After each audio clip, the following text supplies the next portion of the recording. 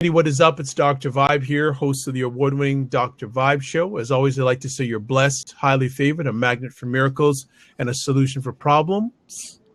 Solution for problems. And tonight, a regular men's show with Glenn Barker from the Mankind Project in Chicago and Dr. Marvin Thompson. The weather hasn't knocked him out in Louisiana. So, gentlemen, welcome again. As always, thank you for making our lives better, and hope all's good with both of you. Is all good? All good. We had a tornado land at the airport about an hour ago, and we're under a tornado warning for the next 3.5 hours. So we just keep our fingers crossed. If you guys lose me, you know what happened.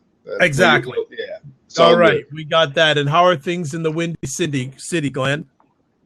Actually, quite calm by comparison. This has been actually quite lovely here. We have a wonderful break in the weather, and it compared to the steel gray of a lot of Chicago skies this time of year, it's been quite pleasant, actually. Thank you. Excellent. Well, let's get right to it. Another great conversation piece tonight, and thanks to everyone who's chimed in: Tony, Curtis, Revel, and I'm sure others are going to join the conversation as we go on. Glenn, another great topic that you've brought to our platform. Is it open season on men? So I will let you come on in, and if people want to come in and join either by taking a seat or comments, you're more than welcome. But Glenn, the platform is yours. Thank you, and welcome everybody. Welcome to the show, and I believe this is a show that attracts men and women that want to be educated as well as informed. And so thank you for joining us. What we key on in our shows is the experience that men have in the world, and how men maybe can experience the world in such a way that maybe for this way. I don't believe we can affect much of what comes at us, but we do have a chance at affecting how we respond. And that's what I'm after. I'm after with the other men on this panel to say, what can we do in our response to the world that can make a difference? And so I'm Glenn Barker. I'm with the Mankind Project, and for 30 years now, we've been providing breakthrough weekends for men and men's circles where we can explore safely those very dangerous waters of our emotional triggers, those things that make us frustrated, those things that make us angry or depressed, those things that we run at too hard, and those things that we run away from and we like to pretend don't exist. This is a very courageous thing that men do in these arenas, in these circles, and I champion these men. And I champion you if you're willing to step up and take the risk, because there's an impact and consequence for taking a risk to getting what you want or not asking for what you want and the consequences of that. So welcome to the show. What I want to talk about tonight are men under attack? Meaning, socially, economically, are men really the disposable race overall? Are we the ones that will supposed to take the arrow, supposed to take the bullet, supposed to take the spear? Now, I don't want this to spin too deeply into political or gender bias, although that will be a part of it. I mean psychically, men. I mean emotionally. Do you stand there like a hero and take arrows because somehow that's the manly thing to do? Or this is some kind of brave stance that proves your manhood in some way? Tell me about the arrows that you take, the lances that you open up your chest and say, put it right here, I'm a man, I can take it. Or do you somehow feel you deserve it? This will be a program about taking arrows and also building a shield. I'd like to also move on to two other topics related to this. One is going to be called how to do a cut. If you really have a good understanding with your fellow man, you can do cuts for each other. And basically, that comes down to, the shadow that I see in you is the shadow I see in myself. And it's a way to do an assessment with each other that's really a gift, but indeed it is a cut. A cut that takes out cancer. A cut that takes out the blind spots. And it's a beautiful thing to do when done well. So I do hope we'll get to that. And I think to be able to truly see in other men and in this world those things that are beautiful about them, and have them hear it and learn how to accept those things that others see in you as qualities that they admire is very important. And this is what grows our boys and our fellow men. So that's a mouthful, but welcome to the program. And I'd like to ask Dr. Thompson, tell me about arrows. Tell me about how you see it's been open season on men. Well, I think, the very thing you started out with is, there's a lot of social issues that go into, that open season component, and gender issues and the political issues. But I think it comes down to the space that a man holds and he's set for himself, not so much in whether or not people are attacking him, but even in recognizing it, how he handles it. So let's just, for the sake of argument, assume that that is true, that the statement that it is open season. We have to qualify what that might mean. We've seen so many social changes in the last, I'm 52 years old. So in my lifetime, we've come full circle in terms of acceptance and growing a broader spectrum of our society that are vying for equity. So we have equity of pay for women. We have equity of treatment under the law in the LGBT community. We have a continued pursuit of equity amongst the African American community and an expanding immigration population. So within that dynamic, you have a litany of issues that for men who are, I think, in one part of the open season may be that they have been the decision makers and are the decision makers in power who influence these decisions. And that's a trickle down effect that many of us may feel. So that's one way that I think open season affects men's in their psyche. The other open season is the fact that with all of these changes, there is way more dialogue about a multitude of issues that men in the traditional sense haven't been a part of, haven't been accustomed to, not part of the male mantra. As we talked about in our previous shows about men having this space where we're the stoic, go-getters, where we harbor and hold space for everyone else for safety, security, and so forth. And there's an expansion in that. So I think there's, for some men, depending on the climate, I think they may feel this open season because they're being challenged. But I think, just as you said early on in the very beginning of this, it isn't what's happening, but the response to it. And I think that response doesn't mean anything other than a man becoming more secure in himself, his direction. And I think the biggest challenge in that open season mentality is what parts of this change, or whatever those changes are that are affecting you, are real, and that you control. So those are things that, when we started this conversation, as I was listening to you and thinking about it when we brought up this topic, those are like the things that I see that have people project their emotions around what they hear and they internalize it. And I think some of the open season part of it is the way that we respond. I think because there's so many issues, we may not always be heard. And when we've been in a place of being not only the voice, right? We've been the voice for years, and that voice has different faces now.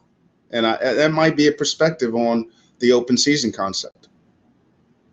Wonderful. Dr. Vibe, you've done so many shows for so many years with so many men. Do you believe, I'll put it in another light too for our listeners, how about the idea that it's the men and now it's the boys who get thrown under the bus? So some of them do feel that they're getting thrown under the bus because they feel that, how can I put it? They feel that they're not taken, they're either taken for granted or not taken seriously. Mm-hmm. So in this changing world, changing culture, it seems that men aren't either overpassed attention-wise or not given attention. So they feel that, it's open season. It's the easiest group to come under attack these days for some men is men, whether it's men attacking media, whether it's attacking family, whether it's attacking community. More and more people, a number of women just say, men aren't manning up. They're not taking on their responsibility. And a lot of times it can be they're only seeing the outside. They're not seeing what's going on the inside. So a lot of them feel that unnecessarily, unjustified, that they are taking attacks or taking arrows. Mm-hmm. Wonderful. I would like to hear from many of our listeners who'd like to jump into this conversation too. And I think we hear pieces of this in the news. For instance, what gets brought up often is the young men of color being targeted by police, at least the perception of being targeted by police, and that these young men are just absolutely just disposable. They are not the carriers of life. They are not the moms, and they're not white. And so there's not really the impact and the charge around what it is to see a young man gunned down the street. It's also about, our military. There's a lot of socialization that says men are the disposable overall race, right? You can propagate a whole new village with 2 men if you have 20 women, but if you have 1 woman and 20 men, and there's just something about this that some call the glass ceiling when it comes to achieving for women in equal status to men, and others argue that there is a glass floor, a safety net that men provide for women that women can walk on above their heads. And these are the dangerous jobs, the disposable jobs, the very low-income jobs, the dirty jobs that men do that women will just refuse to do. Glenn, can I just interrupt you for a second? 2 quick comments. One on Periscope from Mind of a Diva. She says, if you tear down the men, you tear down the community. And also, Tony has a question. I don't know if we want to address it now or later on in the conversation. Are there different attacks on men of different races? And you'd probably be the best person to speak to that with your many years of experience of mentoring and coaching men. Great, thank you. And a wonderful question. Thank you for bringing it up. Virtually, I think there's 2 kinds of attacks.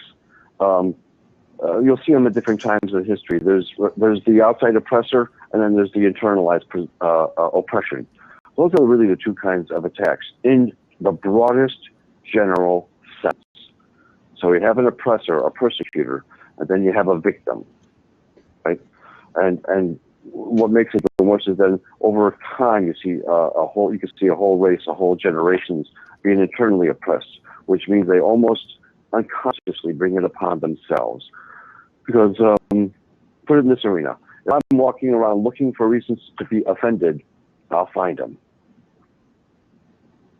And this comes from my internalized oppression. That means that if I was beaten or I was put down, and it's almost like I make myself a target. This is not blaming the victim. This is what happens.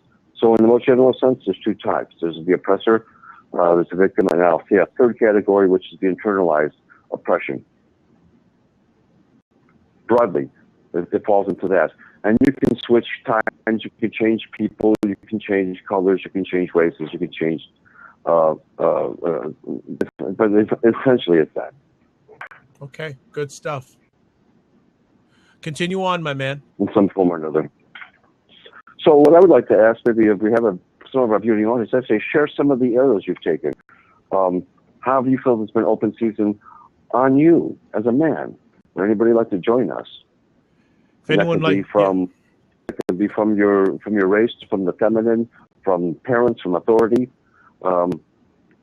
Where did you feel you were disposable, or that it was open season on you? Actually, anyone want to join us? Gentlemen, I think there's another question from Daniel, who was on part of the marathon from last Saturday. He has a question. Mm-hmm. Is this happening because men feel that they can't be themselves?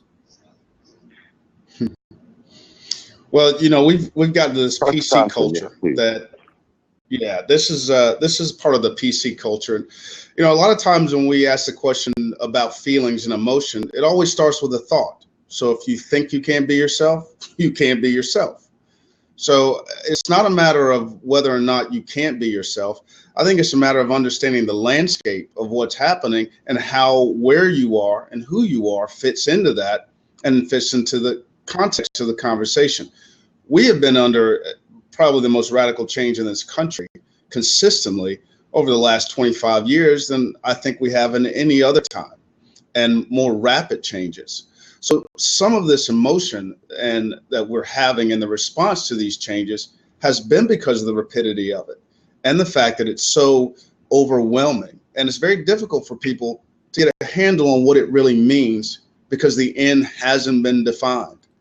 So many times when we're looking at change, often people are evaluating change from the position that they hold, what they've aspired to, where they spent their time acquiring and already projecting on what it means. And these changes, They can create a whole lot of psychological mindsets and concepts about the influence and what that change means to them.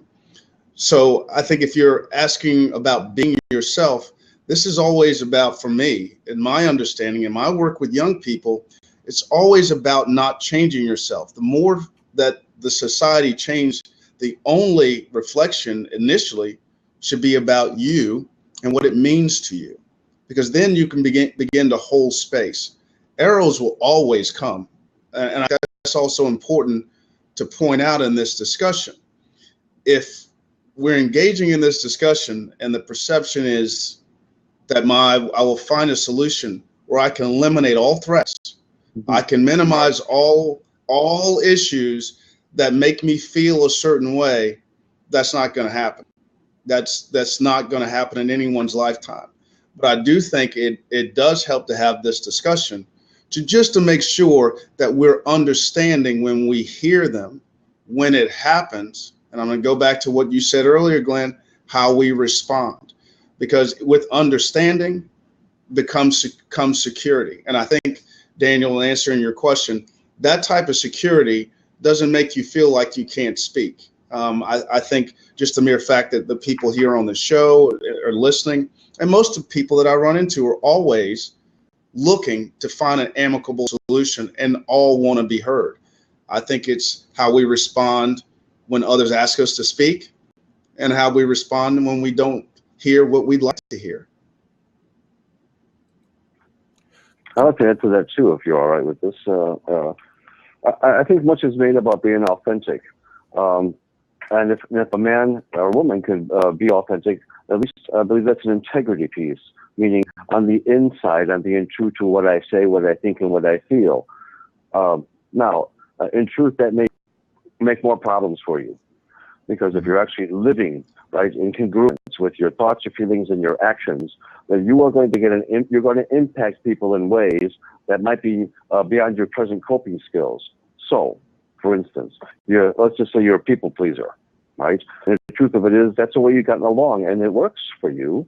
And there's a wonderful thing about people pleasers, but many times people pleasers don't feel they have their own voice. They are the last to speak. They cannot have the kind of language, and they don't feel they're authentic. They can't be heard. And if they dare violate that role, that persona that allows them to cope, they're risking people that know them well basically saying, who the hell are you?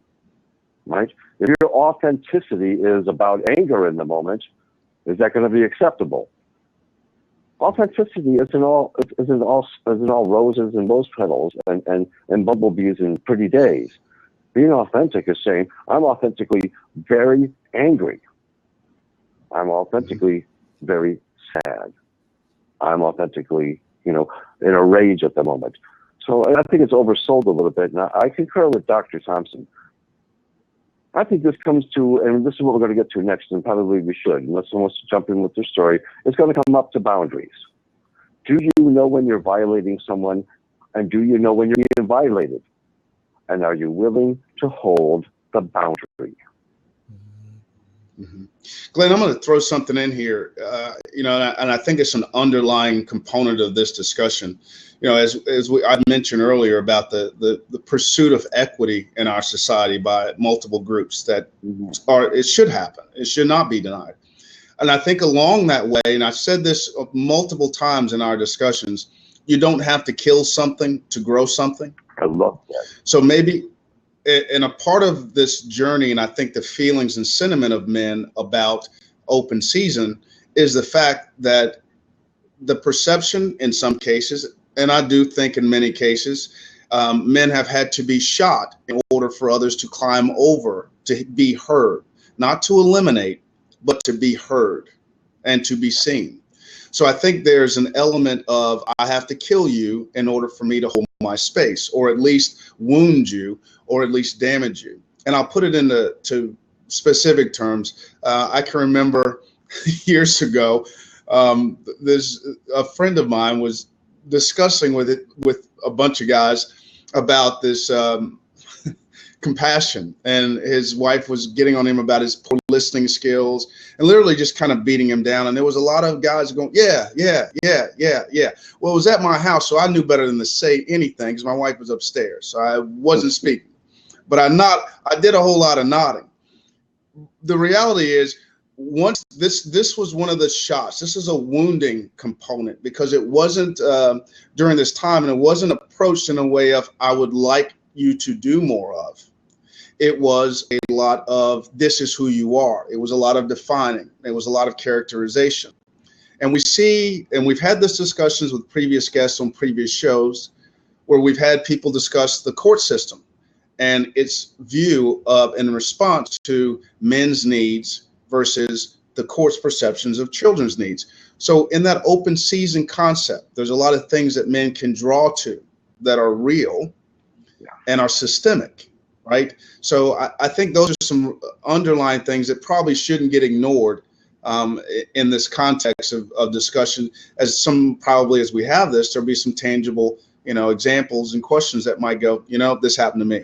Gentlemen, we got some great commentary, so I don't know if you want to address it, but I'm just going to get it out there. Preacher's Kid saying, I think this also factors into the 4 aspects of manhood as well, since how a man carries himself will play into his response on how society reacts to him. There will always be a perception because men will get lumped together, but personal responsibility should also drive a person's ability in response. Also, there's a question here from Sarita T. Douglas, and welcome back. Is it possible that men do not know who they truly are because they are too busy being who they think others want them to be? I think that's quite valid. I think many of our men search for, I'll say, archetypal things that they can hold on to. For instance, when you're a boy, it's a certain kind of man that you grasp onto. When women start becoming an influence in your life, it's the kind of man that makes the woman happy or that she'll help maybe articulate for you. And so I think there's, maybe you put it this way, I think there's confusion on where men can anchor, truly anchor from an internal source that they can reference and take all over the world and all throughout their lives. And indeed, I find much of that available through this work we do through our archetypes, through the 4 powers that men have, and with what men can do for each other to uncover the stories, the perceptions and projections and the wants of others to a true sense of true self that can emerge in a masculine that is powerful and compassionate and contributes and stops second guessing and starts to act in the world. I hope you men agree with me around that. That's a place a man can come from. All right. And go ahead, Dr. T. Hey, Tony, just want to welcome Tony, but Daniel brought up a question or made a comment that don't think that many real men know what a real man is because they don't have an example. And 40 years of a changing family structure has literally eliminated those opportunities for a lot of men, as Glenn pointed out. So we have young men who are looking for archetypes, and the ones that are present are males. They're males. And there's a difference between male and manhood. And a lot of our young men are struggling because they have no comparison. The television is not a good role. You won't find one there. That's a 30-minute show that is tailored. So they're looking at real life, day-to-day things. And in the absence of that archetype, they're going to make their own. And I think a lot of times they build shadow archetypes. And those shadow archetypes are rooted in anger, rooted in frustration, rooted in the absence of, not the presence of. And I think that's one of the reasons we talk about mentoring is such a big part of the effort to do this. But by the time, if it doesn't start early, you're really undoing some shadow thinking and some archetypal structure development that these young men have created by the time you get to them. I want to bring Tony into the thing, but I don't want this to go by because Dr. Thompson nailed it once again so well. And I'm gonna put a ribbon around it. It's called Pooarchy. It's Lord of the Flies. And if you don't know what I'm talking about, go get the old movie, read the book Lord of the Flies. That when boys get stranded on an island and they try to initiate themselves as men. This is what's going on our streets, in our schools, right? when it's not guided by good older men that have been down the road and know how to bring men into maturity. This is horrific, and this is dangerous, and we're living it by the millions. Thank you, Dr. Thompson. Welcome, Tony. Thank you, Glenn. Hello, Dr. Vibe. Hello, Dr. Thompson. Good to see both of you. Hey, actually, what I was coming in was to talk about role models. And so you guys have already covered it. So I'm going to bow back out and go back into the chat. No, man. You always have something good to add, Tony. You can't run that easily, brother. Well, you know, open season on men, Tony. Do you believe it's open season on men, and what does that look like to you? Well, I definitely think it is open season on men. And I think that, well, I think, you know, we have to go back to what already been said in terms of the role models actually being non-existent. And, you know, your reference to the Lord of the Flies definitely speaks to a lot of what is actually going on in society. You know, it's very clear. And, you know, I'm not sure what the answer is unless, you know, we begin to actually promote positive images. And, you know, thank you. You know, one of the ways in which we do that is, you know, by doing what we're doing right now. And what I was actually doing an experiment before I came in, and I was actually trying to rebroadcast this blab on a platform called Rabbit, and I'm sure that you've probably heard of it before. And what I was trying to do was I was actually soliciting my Facebook friends and Twitter friends to come into the room so that they could actually watch this discussion. And so the reason why I was doing that is because they may have had whatever aversions to signing into Blab, but they could still watch this conversation. And it didn't work like I wanted to work. And I was just checking Twitter and Facebook to see if it was showing the stream, and it didn't. But I said all that to say that I think that we have to, you know, I guess I'm going to say it this way. You know, as a Christian, I have concerns when we have these fantastic celebrations and uplifting of the spirit and engaging each other in the worship.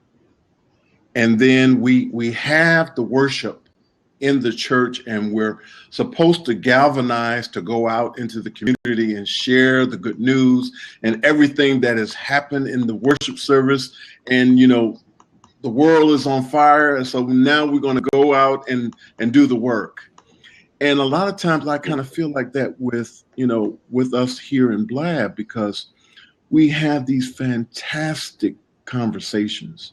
I mean, they are just, you know, you leave the conversation and you walk away and you're like, wow, that was so powerful. And it keeps happening over and over again.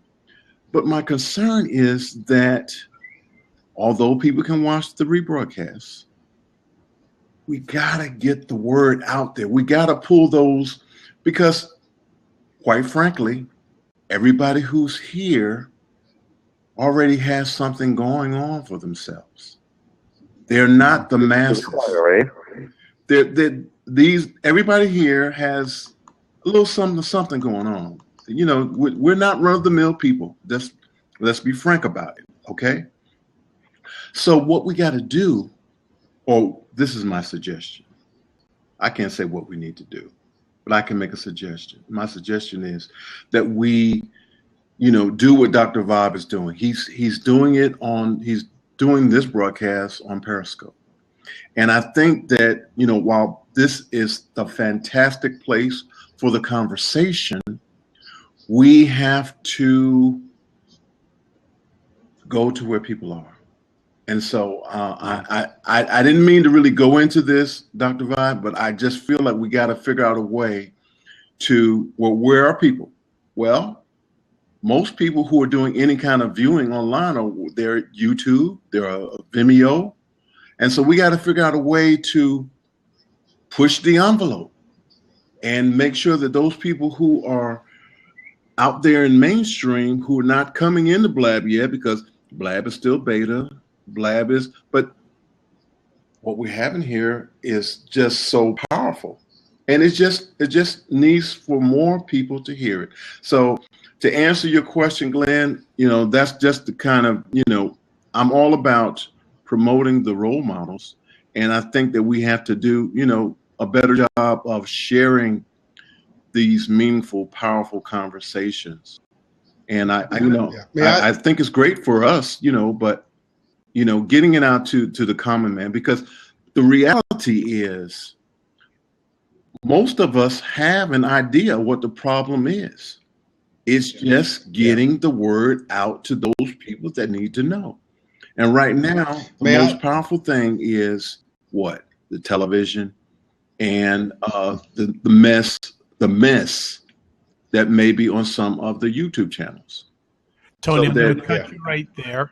Okay. Dr. T, I'm going to let you come on in. Tony, I'm going to click you out just in case I think one or two people want to come in. All right. Thanks, guys. Bye-bye. Tony made an interesting point, and I think there's something I'm here in New Orleans, and every time I get in this discussion, it always comes down to it.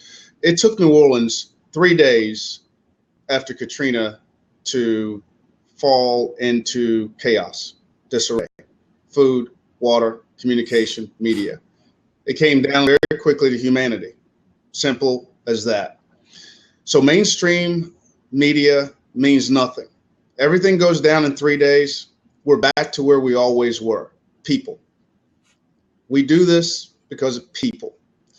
So I get what Tony's saying, but I think there's a part of us that gets us caught up in what we have access to, when in fact, I think if we view it as I'm going to use whatever medium and all the mediums that we have as a vehicle about humanity to either model it, to touch it, to share it, I think that's the most important thing, because frankly put, the CDC validates the fact that within 3 days, without power, without water, without food, society, no matter where you are in the world, will be in chaos, and the only thing you will have will be humanity. So I think the message that I took from Tony, which is well thought out and he was very accurate, is that these mediums are really nothing more than reinforcing the humanity of who we are. But secondly, it gives us opportunities to take what we learn to go and share that and be it. All right, we've got Daniel, who was on our marathon from Saturday, back in again. How you doing, Daniel?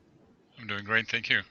Good. What do you have to contribute to the conversation of is it open season on men? The one comment that I want to make is that one of my coaches told me once when he was going through some tough time himself. Actually, I'll kind of tell a little bit of the story. When he got married with his first wife, he's unfortunately has gone through divorce. One of the things he was growing up, he never seen his parents fight. When he got married, he couldn't figure out. On the honeymoon, him and his new bride, they were fighting, like he said, like cats and dogs, and he couldn't figure out. He thought there was something wrong with him. Okay, unfortunately, that whole marriage has fallen apart, partly because of everything that was going on. In his second marriage, he was able to save it, but he ran into similar problems. But he remembers once he's there with his wife having an argument, and she looks at him and says, "Why don't you just be a man?" And he paused and looked at her going, well, what does that really mean? Because he thought, like, hang on, what do you mean by that? So he looks at her and says, well, what does it mean? And she looks at him and says, I don't know. And he goes, I don't know. And I think partly this is what it comes down as the issue, is that we have these social agreements, as I call them, where we kind of supposed to know what things supposed to mean. And people get into discussions where both parties had no clue what they were talking about, yet they were expecting the other party to know what that really means. So when it really comes down to, as far as being men, and I shared on the show the other day that my parents divorced when I was 9 years old, and pretty well for 30 years I struggled with the whole fact of to really find out, I know I'm a man. I'm over 40 years old. I know I'm a man, But there was a movie that I watched which was Courageous, and the question came, and I really connected with that movie where there were a whole bunch of guys sitting in the backyard around a barbecue, and the question came, you know what, when did you become a man? And when I asked myself that question, I struggled with that because there really was never a time and a place where I kind of accepted that as, okay, I'm a man now, I'm no longer a child. It just kind of happened. Well, you know, the reason I know I'm married is because there was actually time and a place. There was a ceremony where I know I married my wife, and there was a public declaration and all that. But when it comes down to manhood, I believe, I mean, I spoke to men that are in their 80s, 70s, 60s, 50s, and they're struggling with that because they're like going, well, when did I become a man? I don't really know. Sometimes they don't even think about it. But I think there is that whole missing, especially when there is no male figure. You know, and you mentioning, the movie, Lord of the Flies. There was actually a series, The 100, that I watched on Netflix, which kind of the whole universe basically was radioactive. They had to send people out into the space, and then after a few years, they started running out of air. They had to send somebody back on Earth to see if it was safe, and they sent 100 kids. Most of those kids were being, punished for what they have done, and it doesn't really matter from the plot. But it was very interesting because it was that whole idea where you have these essentially kids, teenagers, had to go and fend for themselves. And again, it was similar to what happened in the movie, Lord of the Flies, where there was that bowing for essentially, who's going to be leading. And, there were leaders that naturally came. There were people that were not. And it was very interesting. But when there was really no definition, and I think a lot of men are struggling with that, is what does it really mean to be a man? Because there is no context what that really supposed to be. And I think a lot of men are struggling with that. Well, cultures throughout the world have redefined manhood for the use of its society. So I think that's one of the misnomers about, age and manhood. In other cultures, manhood is reached at 13, 14 years old because it benefits the culture. That's the community as a whole. And in the United States, we have determined that 18 is the age of adulthood, not because there's some maturation process that we can clearly look in genetic code and say, oh, this is when we've done it. But 18 is where we can amass the most productivity out of a group of people with less effort. So this goes way back to child labor laws, Upton Sinclair's book, the Concrete Jungle, right? Those are things that influence this whole issue of manhood and the term manhood, when it happens and when it occurs, and the implied expectation of, oh, he's finally got it, because he's 18. That's why 18-year-olds say, I'm not going to listen to you. When I turn 18, I'm on my own. Well, you'll starve to death, but go ahead. So, we send young boys to war who are not mature. The process of, and my dad was a Marine for 32 years. So the indoctrination process for many of those men in the military is their marriage. As you defined, Daniel, I thought it was a great analogy, is their marriage. That's their, like, they can look back and go, that's when I became a man, when I was in the military. So for some men, that is there, as Glenn can talk about how important initiation is. That's their initiation. Yeah. He's absolutely right. I'm going to swing it back to Glenn. Our topic as well. Yeah, go ahead, Glenn. All right, so two pieces. One, to wrap that up, our friend Daniel is quite right, in that there's no, our society does not have rites of passage for men. To say at this point in time, we as a people are deconstructing the boy and building up the man, and have a participatory guided process by those that know how to do these things. Now, this is long absence. And Dr. Thompson is absolutely correct that this is chosen by the society, but nevertheless, the rituals are not there.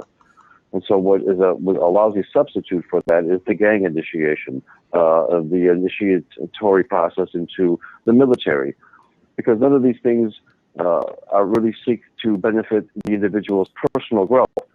It's to be in service to something else, indoctrinated into something else. Although they do have a tear down of the boy persona and the building up of a man persona, how that is done that enriches the man for the rest of his life and doesn't wound him in the process unnecessarily tear down his grandiosity rather than dismantle it. These are important lost arts, and this is the catch-22 of our society now.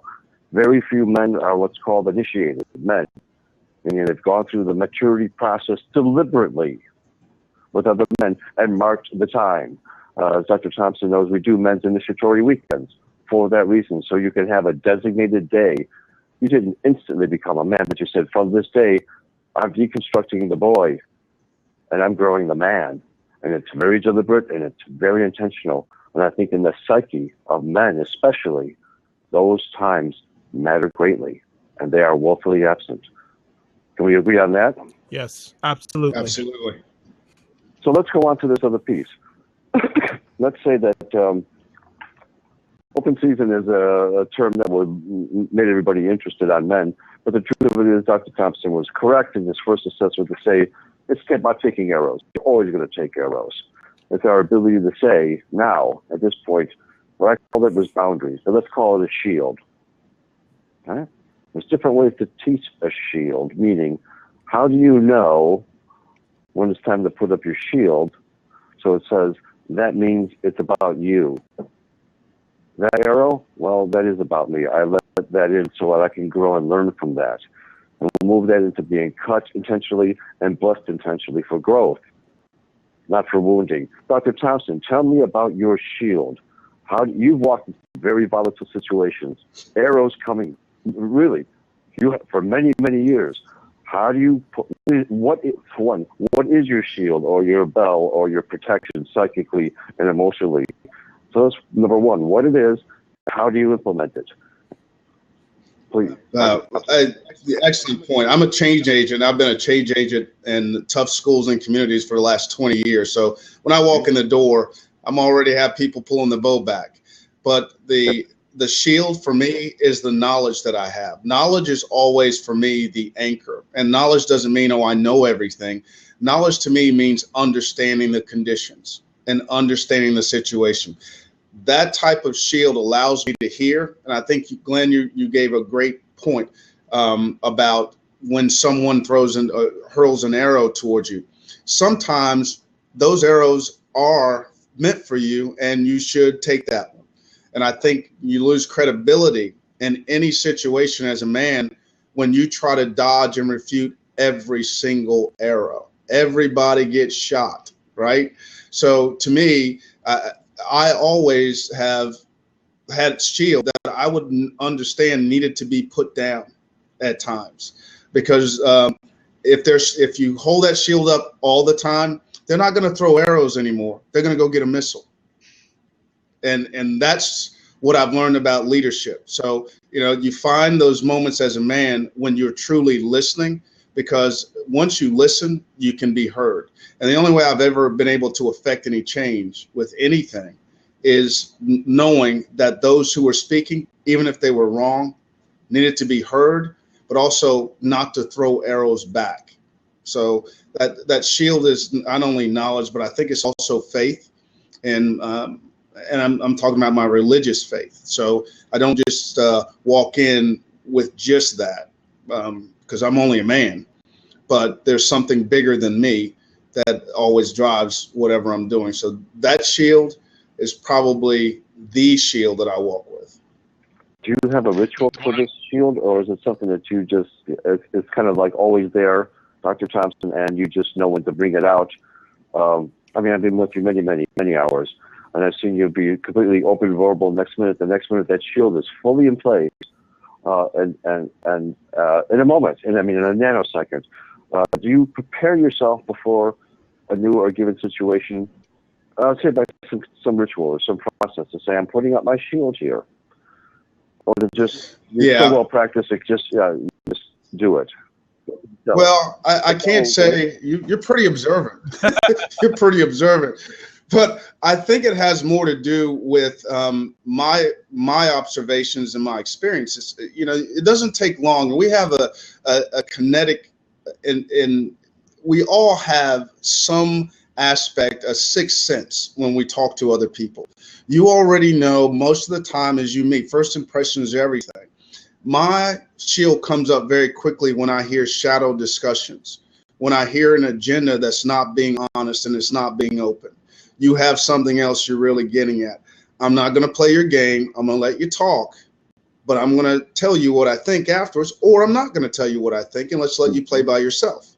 So, you know, every time you're in that conversation, I'm literally determining whether I want to play or not.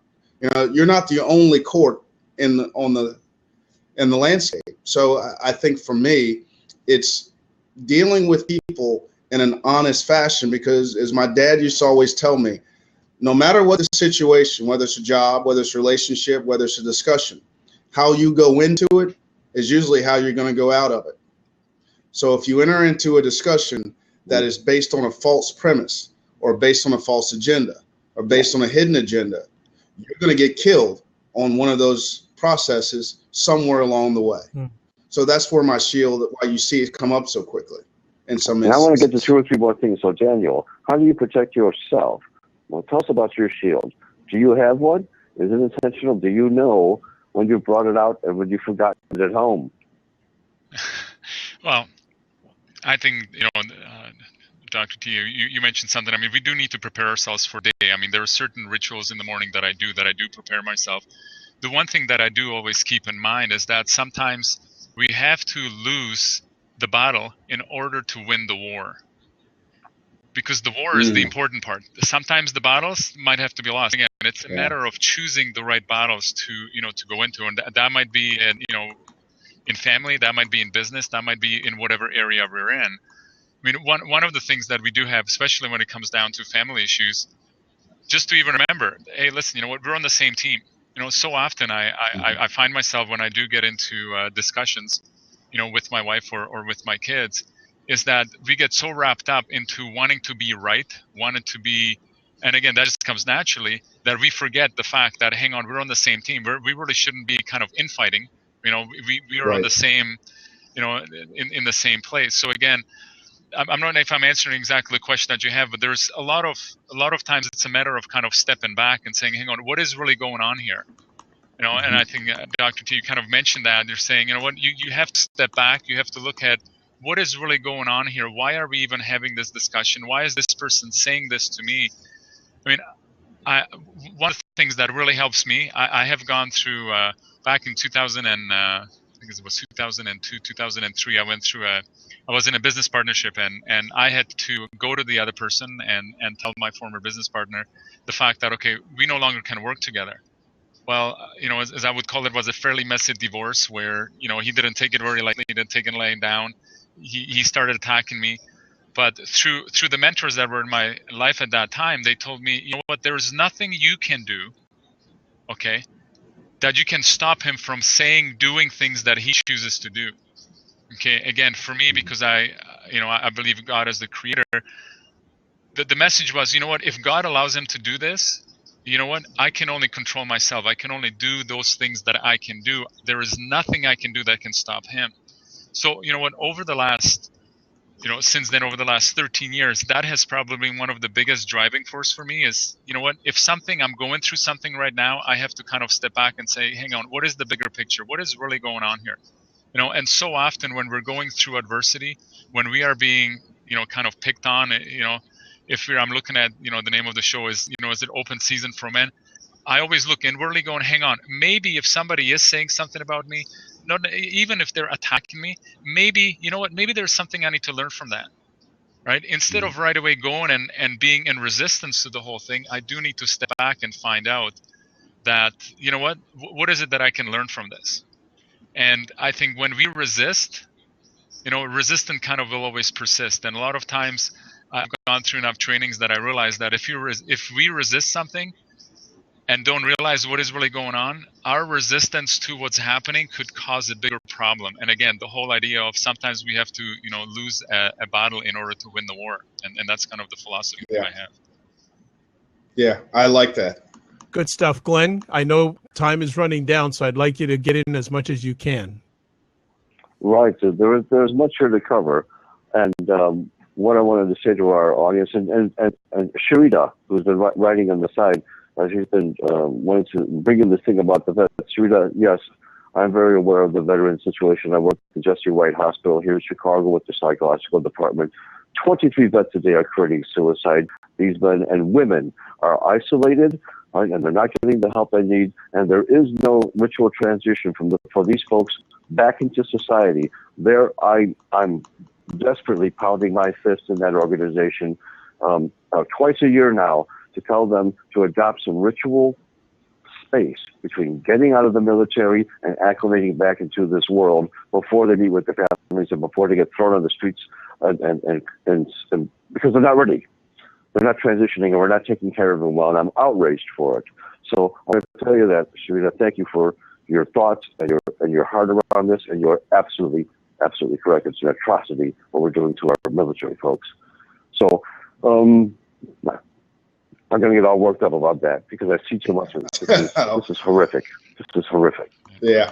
But what I believe, as compassionate of men as we like to be, there are times where the projections come, they are not meant for you. They come solely from the hurt and the wound of others. And if we don't have a shield and know how to use it well and let in what we need to let in and keep out what is not ours, it is not our arrow.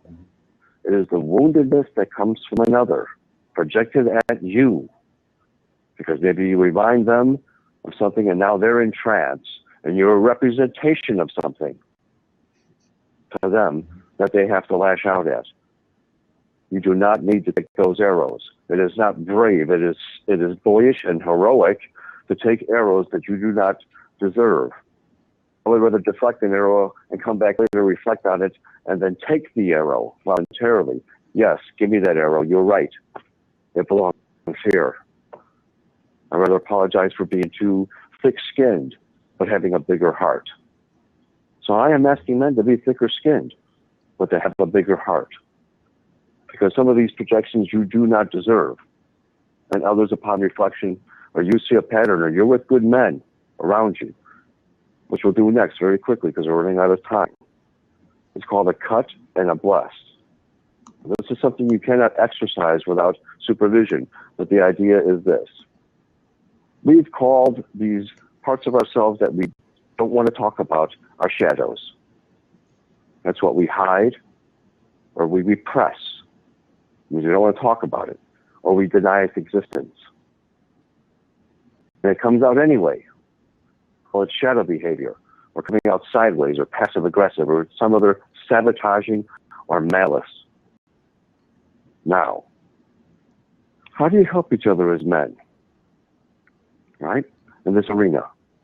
When the man doesn't turn himself in and see it for himself, this is called a cut and a bless.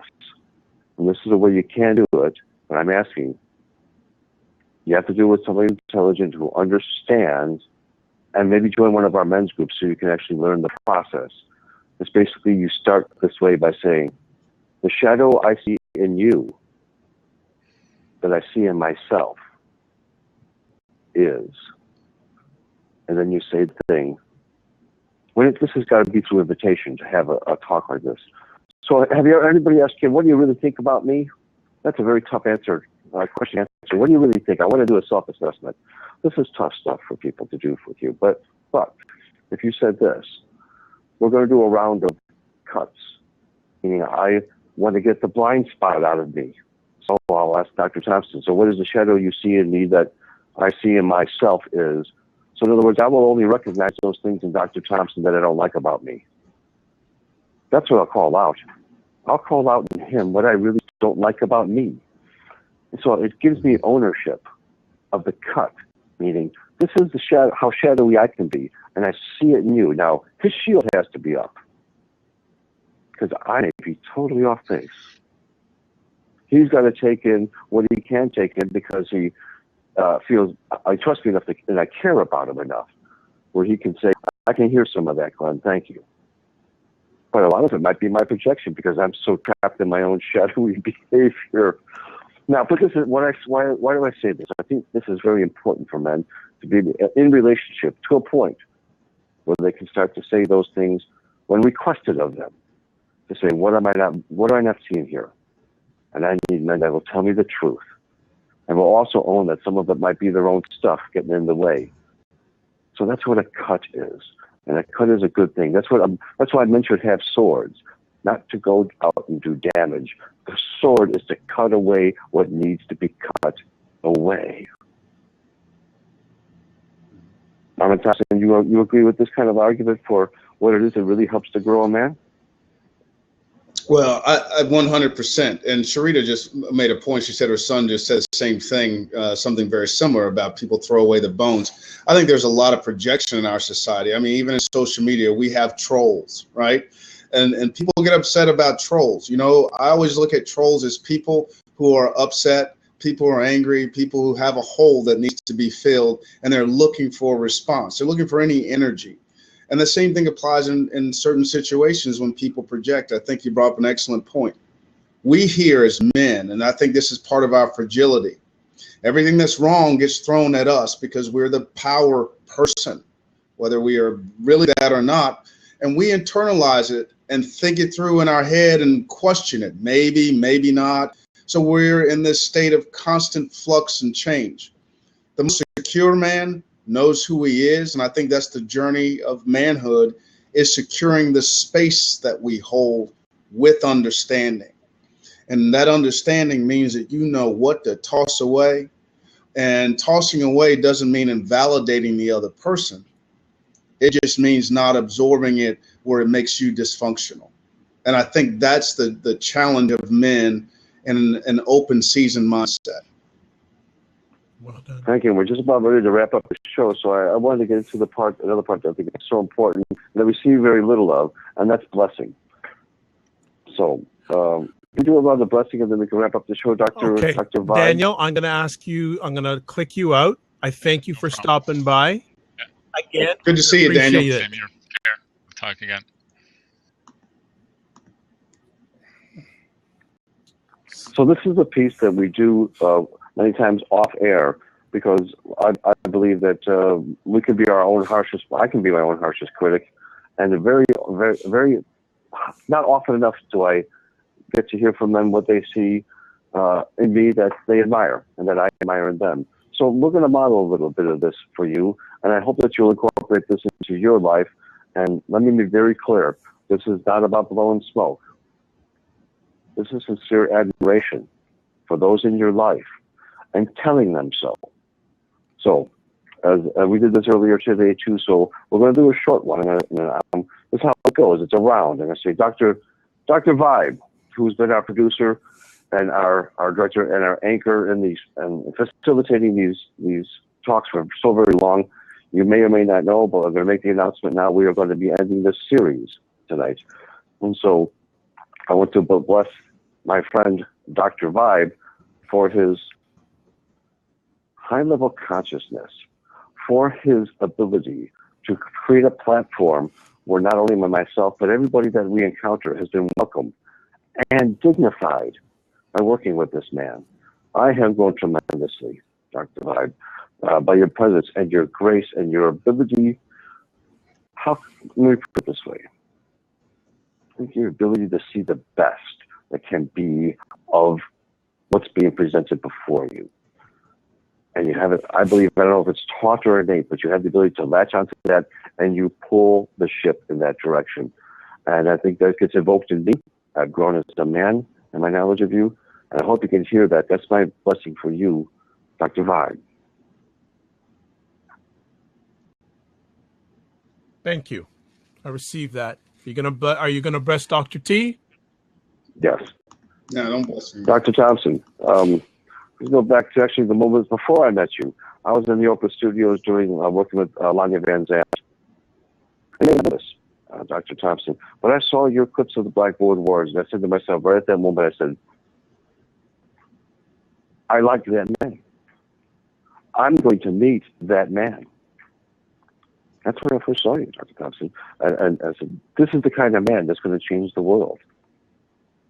And so I went in pursuit to strike a friendship up with this man.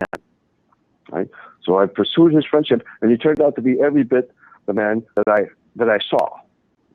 So I hope you accept, Dr. Thompson, that to me, that you have an innate sense Dr. Thompson here, to represent, at least to me, the kind of dignity and power and strength of the man that I admire. And that the way you've showed up and worked with me over these last few years, nothing but secured that belief in me. And I've grown as knowing in you. I've grown by being challenged by you, and by being aided by you. So, my dear man, there's not much I would not do for you if it was within my power anyway. So I hope you accept my blessing as that alone for the moment, because I know we have roads ahead. Do you accept that? I do accept it, and we do have roads ahead. And this is a way to bless myself. In other words, listen up, everyone. I think it's important for a man to be able to know what he likes about himself. I believe I've developed powers as a mature man that is a blessing to this world. I'm like a magician. I can help create circumstances, an environment, and move things along and help things manifest in a way that is absolutely wonderful. And I cannot take credit for that, but I know I'm entrusted with it. And I'm taking possession of that. And I am a responsible man that can hold that position. And I like me when I'm like that.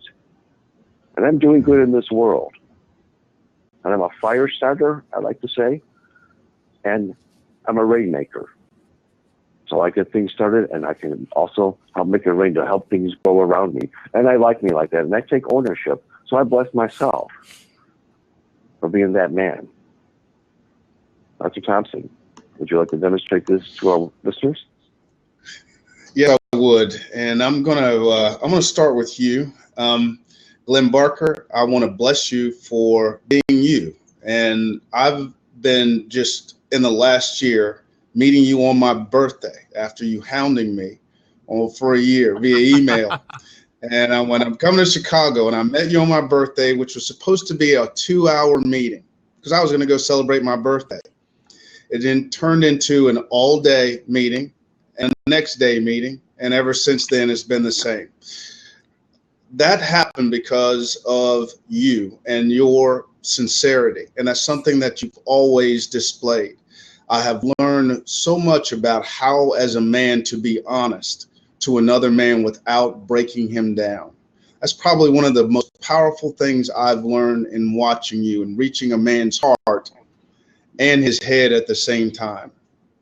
I have watched you open yourself in many different ways and put yourself in very unfamiliar circumstances and never waver.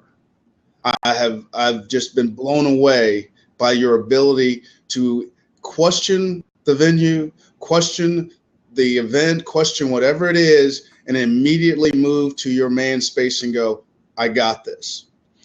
That to me has always been one of those strong pieces that I will always value. And I think it's something that even as we do this show and have done this show and other shows, I continually watch you step deeper and deeper in different layers. So I bless you for that, because that type of modeling has only reinforced me. You know, my spine got stiffer every time I would encounter or engage in those situations with you. So I bless you for that. Dr. Vibe, my friend, you're welcome. Probably after our first show, it's almost 2 years ago, you and I were having a side conversation. You said, I bet you and I are related somewhere down the road. And I think I knew without even having, and we have never discussed why. We never discussed why, and I don't think it ever has to be. I think there's a nature amongst men where men know each other.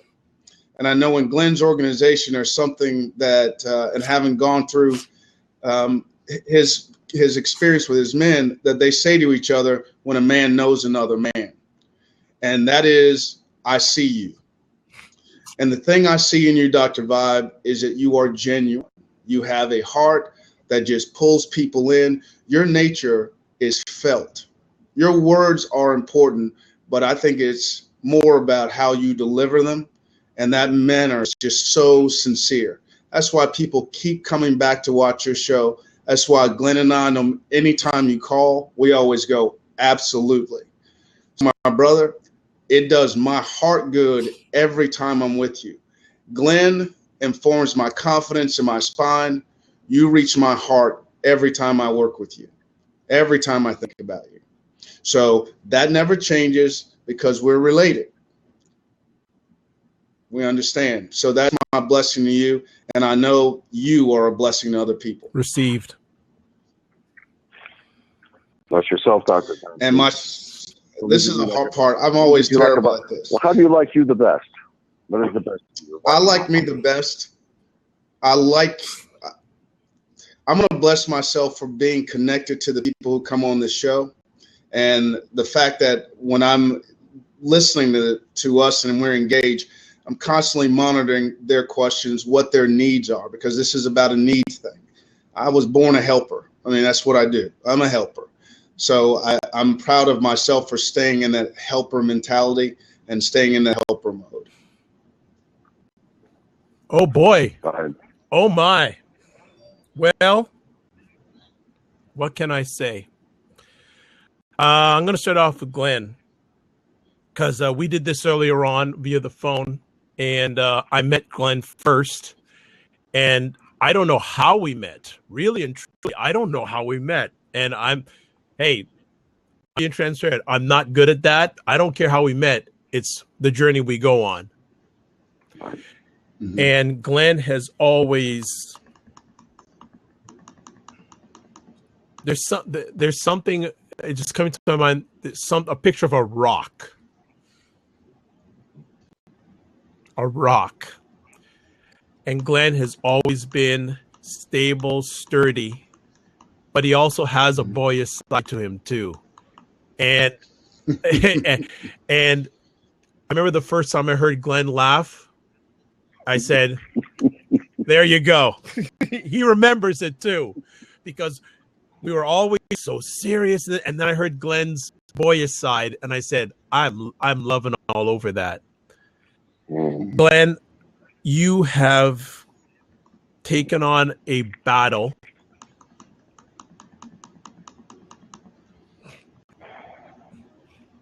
I need a sec.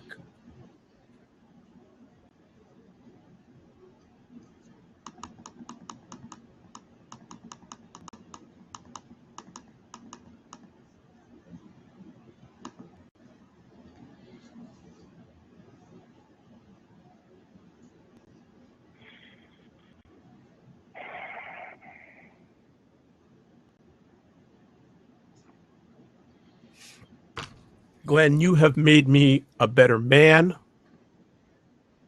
a better person.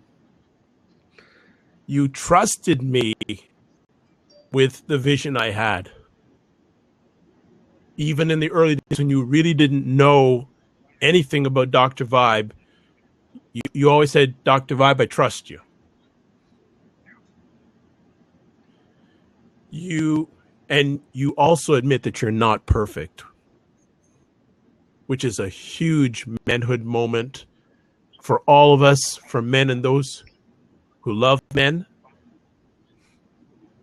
Glenn is a wonderful man, but he also realizes he's not perfect. He's open to admit that. And that's not only good for men at any stage in their life, but also for women who love men.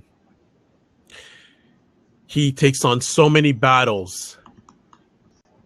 And there are times I would call up Glenn and say, Glenn, and he would listen to me. He wouldn't scratch and say, Dr. Vibe, you're crazy. He listened to me with his head and his heart. And I've become so much of a better individual because of Glenn, because he counts on me. I count on him. I can't say enough for the journey and the battle that he has been on, is on, and continues to be on. Glenn, I can't let you go, Glenn. From this platform, yes, you're going, but you know what I mean, but I can't let you go. You're going to get a lot of calls from me saying, Glenn, I need your help. And it's not going to be about the online stuff. It's about the manhood stuff. Mm-hmm. all I can say, just to finish off, I'm just going to say, Glenn, thank you.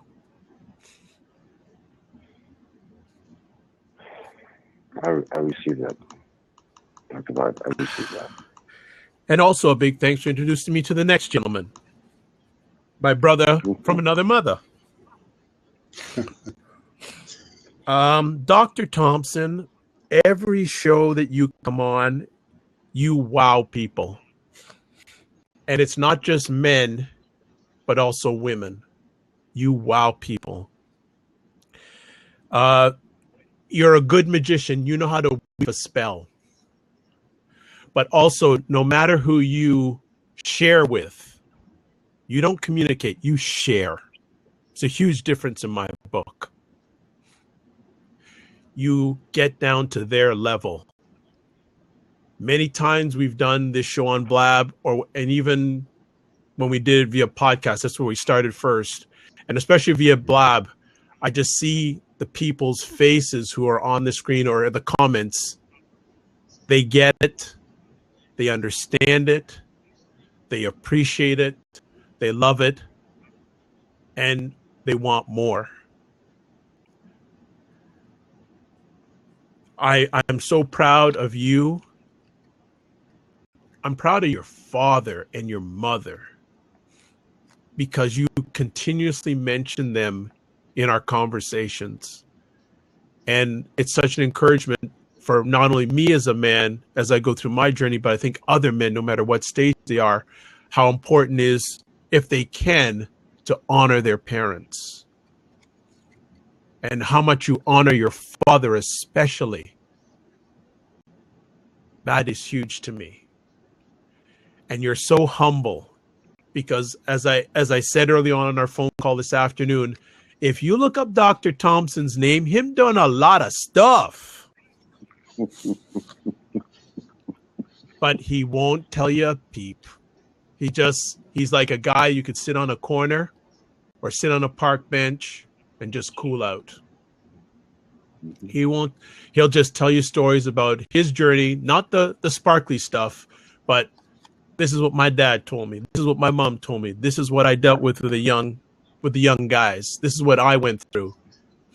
He's not a foo-foo dust person. He's the real deal.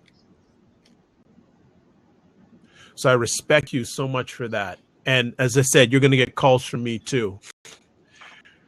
I'm going to edify both of you together in a story that I've shared with some people, but I want the viewers to check out right now. I don't know, it was a few months ago. We were on after a show doing one of our podcasts, and Dr. T said, I got to do a presentation in front of the Congressional Black Caucus. I don't know what I'm going to say. I don't know what I'm going to do. And all of a sudden you hear Glenn Barker say, when you doing it, Dr. T? Dr. T said, I'm doing it such and such. Glenn said, I'm going to be there for you. Enough said. Dr. T lives in New Orleans. Glenn lives in Chicago. They both had to travel to Washington. But because of the sense of manhood they have for each other, they were there for each other. May we have more men like that as we go forward. For myself, I bless myself for being courageous enough to ask these gentlemen to do this. Because I didn't really know them. They didn't really know me. And sometimes I said, hey, I'm going to just, I haven't used the phrase for a while, but since we're in here, I've said, I'm going to drag you guys. Whether you like it or not. Yeah, you did. I'm going to drag you guys. Yeah, you did. And they said, okay, Dr. Vibe, we trust you. And from where we came from to where we are now is light and day. I don't even think they thought that it would get to this point. They knew something was up, But every time I said, I got something for you guys, they go, uh-oh, Dr. Vibe's up to his magic again. Excuse me. I bless myself for believing in them. I bless myself for them believing in me. I bless myself for being transparent with them. And not just with them, but with you. Like when we're doing this, people are on our replays, they can see. I bless myself to feel transparent. These gentlemen have made me more transparent. I've made myself transparent. So when I'm with them, I don't care who's in the audience. I don't care. It just the shadow is getting less and less. Still have parts of it, and that's a work in progress. But I bless myself for saying, you know what? It's time to start pulling the shadow down and letting light. I want to more and more add light to men's and those who loves them lives. So that's what I'm going to close with, that I know that I've added light to their life. I know they've added light to my life, and I know they've added light to many people's lives. So on that note, and I could go on forever, but they got to get going. I'm going to ask people who are on here that even though Glenn and Dr. T are going to be doing other things, they'll be coming back once in a while. Do you want us to keep this going? Do you want me to host and keep on this? They have a lot more knowledge than I do, but I think they'd be disappointed in me if I didn't keep it going. So for those who are on here, we're just going to snap reaction. Type in a 7 if you want me to keep this on going. And I'm going to need your help. Sure you do. You know, it all starts. Oh, we can't respond on Blab, but you can respond on Periscope. So either say yes or a 7. Okay. Yeah. Well, in the meantime, while you're voting and casting in, I want to thank you, our listeners, for being with us on this journey. And it's been wonderful. I hope that you'll take some of this into the world, and we've learned from you. I hope you've learned from us, and you will take this to this world, and exercising your courage muscle and trying to make safe spaces for the rest of our planet to exist because of your presence. If you want to get a hold of V. Glenn Barker, start a men's group in your community, in your town. This is my life mission, to bring these kind of circles like you're experiencing here to your business, to your church, to your organization, to your town. Or if you know that a philanthropist that would like to fund this kind of thing in the most troubled areas of our world, I'm your man. You can reach me at 312-243-6743. Glenn Barker, 312. Glenn, I'm gonna ask you to stay on for 2 minutes. And well, here's Tony saying it's a sad day for me. John Haynes, if you have 1 minute, please come on right quick. Because I know that Tony can't come back on Blab. He says Blab isn't working. John Haynes, if you can sign in right quick, I need you to sign on right quick before Dr. T and Glenn leave. So if you can, I'll give you a minute to log on, and I'm going to ask a big favor from you. So if you can, that'd be great. Please. Dr. Thompson, how can people get a hold of you? You can reach me by email I'll make it real easy, Dr. T at drteducates.com, by phone, 804-350-1480. Okay. John, I'm hoping you can come on. It sounds, I don't know if this is another Blab issue. This would be unfortunate. Okay. Yeah, it doesn't seem like Blab is working because I've got Tony is on Periscope and he's seen many. Oh, MKP Chicago, your contact information. Sarita wants it. Very good, Sarita. Yes, I'm Glenn Barker, and I also can be reached. Glenn Barker is on Facebook. MKP Chicago is on Facebook. I can be reached at mkpchicago@gmail. mkpchicago@gmail.com, or 312-243-6743. And MKP Chicago can be found on the internet with a website as well. So we're great to hear from you, Sarita. Okay, you know what? There is something up with Blab because I see Tony and John are trying to log in. So, John, before Glenn and Dr. T, I'm going to ask you for like 2 minutes more of your time. John, I just want to inform you that tonight is the last show in this sort of format. Glenn and Dr. T, they've got lots of responsibilities, lots of things to do, and we had a chat this afternoon based on an email last night that we've basically said, right now the show has run its course, and they've got things to do. They'll be back once in a while. So, John, if you're able to type in some final words for Glenn and Dr. T, I'd really appreciate it. I'd love you to call in, but for some reason that isn't happening. But if you just have any words to share, I'd really appreciate that, and we'll take off the recording. So I'm going to give you like 30 seconds to type in. If not, we're going to shut it down, or at least end the recording. So it looks like you can type. Maybe you can't. Well, good chat. Oh, I am Jen Diva says, great chat. Good job to all of you. So that's good. I love them, and they have done divine work, and I'm honored to meet them and know them and see their examples. Well, keep in touch with them. Follow them on Twitter. Touch base. They're not invisible. They're reachable. And if anyone doesn't know how to get a hold of them, you can touch base with me, and I'll give you access to them. So based on that, and we can't get anyone else in on the seat, Glenn, I know you've always got to go. Probably Dr. T, you've got to weather the storm, literally. Literally, and I will let you both go, and I will close out the show. Gentlemen, we will be in touch. And Tony gives a wonderful last comment. I found myself with them. I love it. I love it.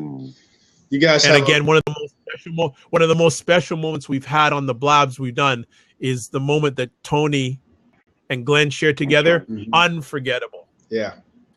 Unforgettable.